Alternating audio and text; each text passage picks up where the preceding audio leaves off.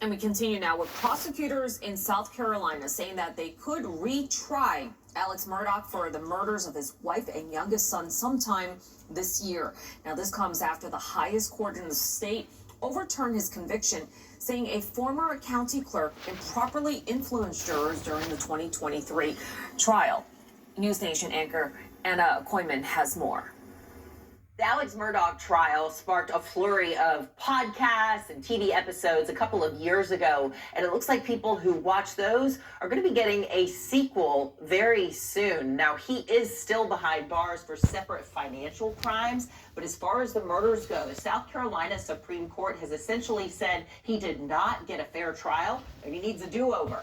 The justices focused on Becky Hill, the former clerk of court who was accused of making inappropriate comments to jurors during the trial. The court said her conduct improperly attacked Murdaugh's credibility and undermined his right to an impartial jury. The justices also said the first trial spent too much time on Murdaugh's financial crimes, evidence prosecutors used to argue motive. The Attorney General says the state is not walking away from the case or from the families of Maggie and Paul Murdaugh. When victims are murdered, they have a right to have their case adjudicated in court even though they're not currently here. Their family members who they left behind have a right. For those who want to see justice meted out, they have a right to that.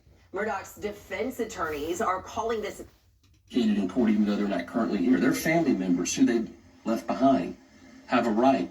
For those who want to see justice meted out, they have a right to that.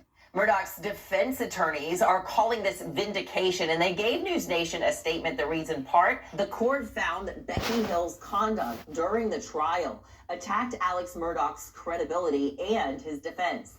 The court rightly described her conduct as, quote, breathtaking, disgraceful, and unprecedented in South Carolina. And Murdaugh's defense attorneys are pointing back to what Murdaugh said from the beginning, that he did not kill his wife and son. So essentially, it's a reset. Now, News Nation's Jesse Weber did speak to a family friend on whether Murdaugh can now get a fair trial. If there was a way for you to change the venue anywhere in this country, it's going to be hard to get a fair trial because there's so much publicity on the case.